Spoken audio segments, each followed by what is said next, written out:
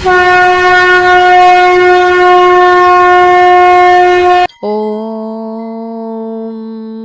नमः शिवाय। बोलो शंकर भगवान की जय, माता पार्वती की जय, शिव परिवार की जय। सोमवार की व्रत कथा। ज्वालापुर नगर में एक बहुत धनी साहूकार रहता था। उसके घर में धन की कोई कमी नहीं थी। उसे केवल एक दुख था कि उसकी संतान नहीं थी। वह दिन रात यही चिंता करता रहता था और संतान की कामना से प्रत्येक सोमवार को शिव जी का व्रत और पूजन करता था तथा संध्या काल में शिव मंदिर में जाकर भगवान शिव के सामने दीपक जलाता था।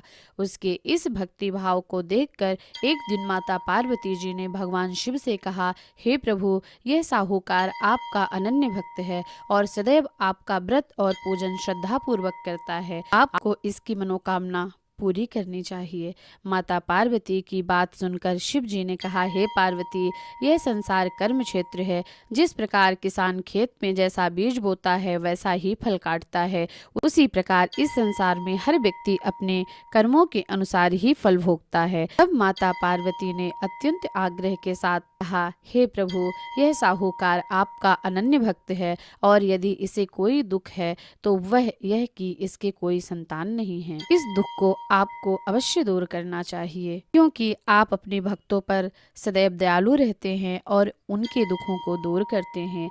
यदि आप ऐसा नहीं करेंगे तो मनुष्य आपकी सेवा और व्रत क्यों करेंगे। माता पार्वती का ऐसा आग्रह देखकर भगवान शिव ने कहा, हे पार्वती, इस साहूकार के कोई पुत्र नहीं है। इसी चिंता में यह दुखी रहता है। इसके भाग्य में पुत्र न होने पर भी मैं इसे पुत्र प्राप्ति का वर देता हूँ, पर वह पुत्र केवल 12 वर्ष की आयु तक ही रहेगा। इसके पश्चात वह मृत्यु को प्राप्त हो जाएगा। इसके लिए इससे अधिक मैं और कुछ नहीं कर सकता। यह सारा वार्तालाप साहूकार सुन रहा था। इससे उसे ना तो कोई प्रसन्नता हुई और ना ही कोई दुख हुआ। वह पहले की भांति ही भगवान शिव का व्रत और पूजन कर रहा था। कुछ समय बीतने पर साहूकार की स्त्री गर्भवती हुई और 10वें महीने में उसे एक अति सुंदर पुत्र प्राप्त हुआ। साहूकार के घर में खुशी मनाई गई। साहूकार ने निर्धनों तथा ब्राह्मणों को अन्न, वस्त्र और धन आदि का दान दिया। उसने किसी को अपने पुत्र की आयु का भेद नहीं बताया। जब वह बालक 11 वर्ष का हो गया तो उस बालक की माता ने साहूकार से बालक के विवाह आदि के लिए आग्रह किया, लेकिन साहूकार ने कहा कि अभी मैं इसका विवाह नहीं करूंगा, इसे पढ़ने के लिए काशी जी भेजूंगा। फिर साहूकार ने अपने साले अर्थात बालक के मामा को बुलाकर उसे बहुत सा धन देकर कहा, तुम इस बालक को पढ़ने के लिए काशी जी ले जाओ और रास्ते में जिस स्थान पर भी रुको वहाँ यज्ञ तथा ब्राह्मणों को भोजन कराते हुए जाना। ये दोनों मामा भांजे यज्ञ कराते और ब्राह्मणों को भोजन कराते हुए जा रहे थे। रास्ते में प्रतापनगर नाम का शहर पड़ा। उस शहर के राजा की पुत्री का विवाह था, इसीलिए शहर को अच्छी तरह सजाया गया था। दूसरे राजा का लड़का जो राजकुमारी से विवाह के लिए बारात लेकर आया था, वह एक आंख से काना था। उसका पिता इस बात से बहुत चिंतित था कि कहीं वर को देखकर कन्या के माता पिता विवाह से इनकार ना कर दें। इसलिए साहूकार के सुंदर बेटे को देखकर उसने मन में विचार किया, क्यों ना इस लड़के को वर बताकर ले जाया जाए। ऐसा विचार करके वर के पिता ने उस लड़के और उसके मामा से बात की तो दोनों तैयार हो गए। फिर उस लड़के को दूल्हे के कपड़े पहनाकर तथा घोड़ी पर चढ़ाकर ले जाया गया। सारा कार्य प्रसन्नता से पूरा हो गया। फिर वर के पिता ने सोचा कि विवाह कार्य भी इसी लड़के से करा लिया जाए। ऐसा सोचकर उसने लड़के और उसके मामा से कहा, यदि आप फेरों और कन्यादान के काम को भी पूरा करा दें तो आपकी बड़ी कृपा होगी। उन्होंने स्वीकार कर लिया और विवाह कार्य भी अच्छी तरह से संपन्न हो गया। परंतु जाते समय लड़के ने राजकुमारी की चुनरी के पल्ले पर लिख दिया था, तुम्हारा विवाह मेरे साथ हुआ है, लेकिन जिस राजकुमार के साथ तुम्हें भेजा जाएगा वह एक आंख से काना है। मैं काशी जी पढ़ने के लिए जा रहा हूँ। लड़के के जाने के बाद उस राजकुमारी ने जब अपने चुनरी के पल्ले पर लिखा हुआ पाया तो राजकुमार के साथ जाने से मना कर दिया और कहा, यह मेरा पति नहीं है, मेरा विवाह इसके साथ नहीं हुआ, मेरा पति तो काशी जी पढ़ने गया है। राजकुमारी के माता पिता ने अपनी पुत्री को विदा नहीं किया और बारात खाली हाथ लौट गई। उधर साहूकार का लड़का और उसका मामा काशी जी पहुंच गए। वहां जाकर उन्होंने यज्ञ करना और लड़के ने पढ़ना शुरू कर दिया। जब लड़के की आयु 12 वर्ष की हो गई तो उसकी मृत्यु का दिन समीप आ गया। लड़के के मामा को इस बारे में कुछ पता नहीं था। उस दिन उन्होंने यज्ञ का आयोजन किया हुआ था कि लड़के ने अपने मामा से कहा, मामा जी आज मेरी तबीयत ठीक नहीं लग रही है। मामा ने कहा, अंदर जाकर लेट जाओ। लड़का अंदर जाकर लेट गया और थोड़ी देर में उसके प्राण निकल गए। यज्ञ के बीच में जब उसके मामा ने आकर देखा कि वह मृत अवस्था में पड़ा है तो उसे बहुत दुख हुआ। उसने यज्ञ का कार्य अधूरा रह जाने के डर से किसी से कुछ कहा नहीं और संयम रखा।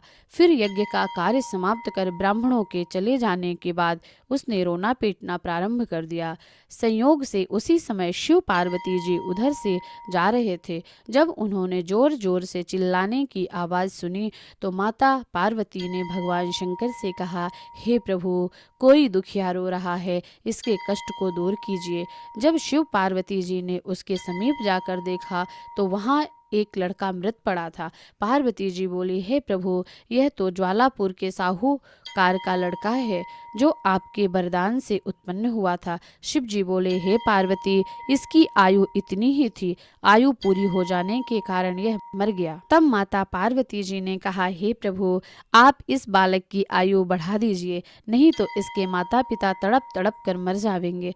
माता पार्वती के बार बार आग्रह करने पर भगवान शिव ने उसको जीवित कर दिया और शिव जी की कृपा से लड़का जीवित हो गया। ओम नमः शिवाय कहता हुआ उठ गया। भगवान शिव और माता पार्वती कैलाश पर्वत को चले गए। भगवान शिव और माता पार्वती कैलाश पर्वत के लिए चले गए। तब वह लड़का और उसका मामा उसी प्रकार यज्ञ करते तथा ब्राह्मणों को भोजन कराते हुए अपने घर की ओर चल दिए। रास्ते में वे प्रताप नगर पहुंचे और वहां आकर उन्होंने यज्ञ प्रारंभ कर दिया। जब वहां का राजा उधर से गुजरा तो उसने उस लड़के को तुरंत पहचान लिया और अपने महल में ले जाकर उन दोनों का बहुत आदर सत्कार किया। साथ ही बहुत सा धन देकर उसे अपनी राजकुमारी के साथ विदा किया। जब वे अपने शहर के निकट पहुंचे तो मामा ने कहा कि मैं पहले तुम्हारे घर जाकर सूचना दे आता हूँ। उस लड़के का मामा घर पहुंचा तो साहूकार और उसकी पत्नी घर की छत पर बैठे थे और उन्होंने यह प्रण कर रखा था कि यदि हमारा पुत्र सकुशल घर लौट आएगा तो हम नीचे आ जाएंगे, नहीं तो छत से कूदकर अपने प्राण त्याग देंगे। इतने में उस लड़के के मामा ने आकर बताया कि आपका पुत्र सकुशल घर वापस आ गया है, तो उनको विश्वास नहीं हुआ।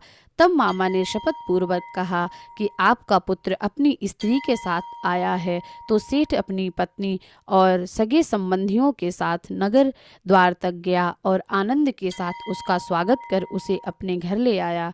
वे बड़ी प्रसन्नता के साथ रहने लगे। इसी प्रकार जो कोई भी सोमवार का व्रत करके भगवान शंकर तथा माता पार्वती जी का पूजन करते हैं अथवा कथा सुनते हैं, दूसरों को सुनाते हैं, उसके सारे दुख दूर होते हैं और उसकी समस्त मनोकामनाएं पूर्ण होती हैं। बोलो शंकर भगवान की जय, माता पार्वती की जय।